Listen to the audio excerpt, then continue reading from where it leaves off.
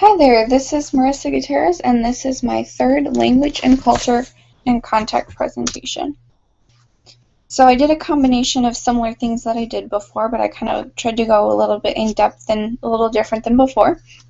I finished watching Instructions Not Included. I did some reading in Spanish, I listened to some music, and then I did Duolingo again. So as promised from last time, I finished Instructions Not Included.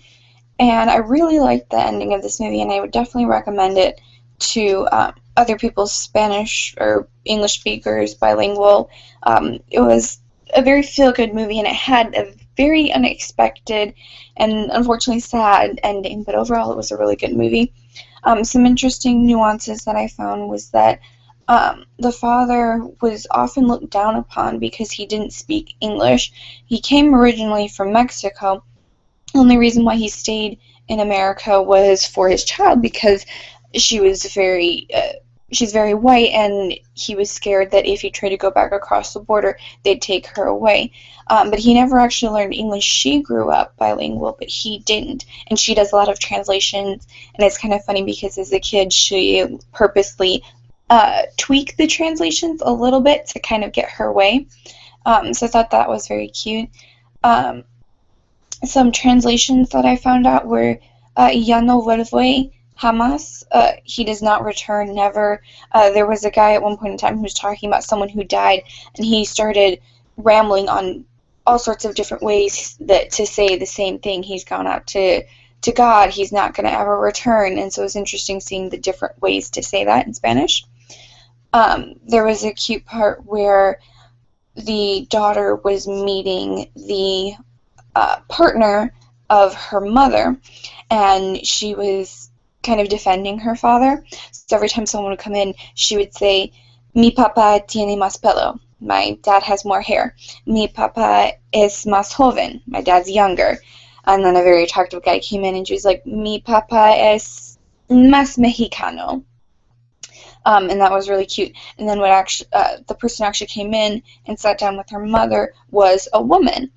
And instead of saying mi novia, like my girlfriend, she says mi pareja, my partner. Like I said, overall it was a very cute movie, and I would definitely recommend it.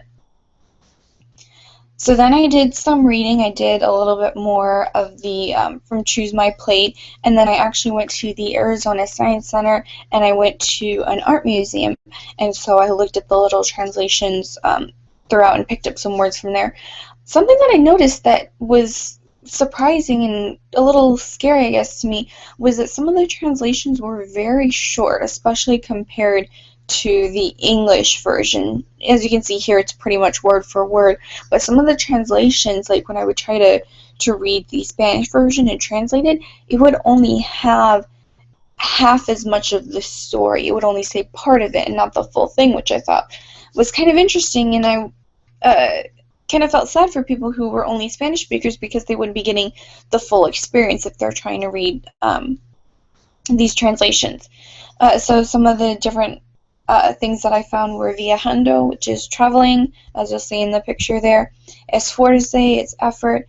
And then from the Choose My Plate, there was cute little activities for kids to get them to eat fruits and vegetables, things such as cara de papa, which is potato face, where you take a potato and you make a face out of it with tomatoes and celery, and get the kids to eat their fruits and vegetables that way. So I thought that was very cute and a good thing that I could use in my future practice.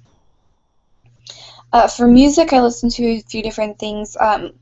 My sister recommended from her high school Spanish class a song, as you see the picture there, called Bailando. And they have a lot of different verbs in there. They talk about dancing with you, living with you, being with you, having fun with you, contigo, with you.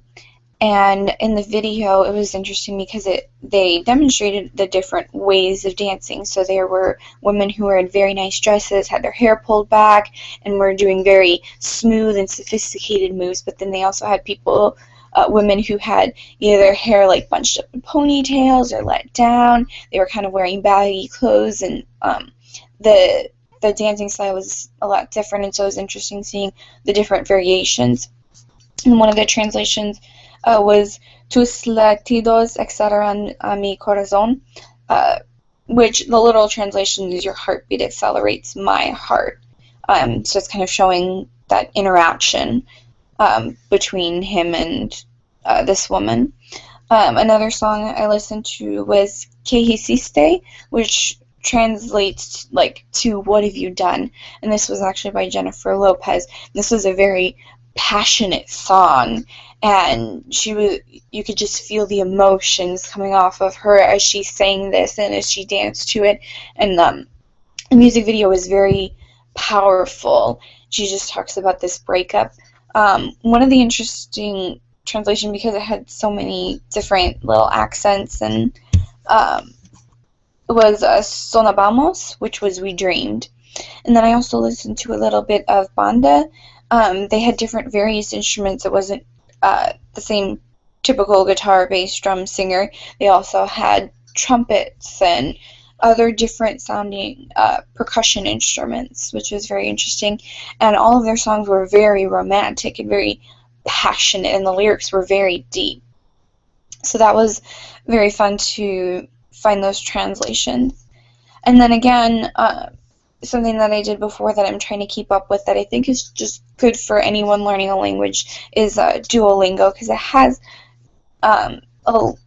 it's a lot of vocabulary and it's a lot of little words, but then it puts them together, like you'll see in the picture, into full sentences, and you can click on the words like hacia to see that it means towards or to, and you can see the different ways that it can be translated and figure out in the sentence how it fits. As for the cultural nuances, I thought that was something that was interesting, was that there were a variety of characters. You'll see there's women, there's men, there are people who have piercings, you have people that you would perceive as like bikers, you have people who are in this picture like look a little bit more conservative. So they have a variety of different people, which was very cute, I thought. Some of the little vocabulary words I learned were traje, which is suit, vestido, dress, aunque, although, and tamaño, which is size. And overall, throughout all of these different activities, I feel like I've learned a lot, and I'm going to try to keep up at least with a few different things, putting on the Spanish music in the background, making sure that I keep up with a few minutes of Duolingo every day, and overall I thought this was a very fun activity, very useful for anyone who is trying to learn a new language. And thanks for tuning in.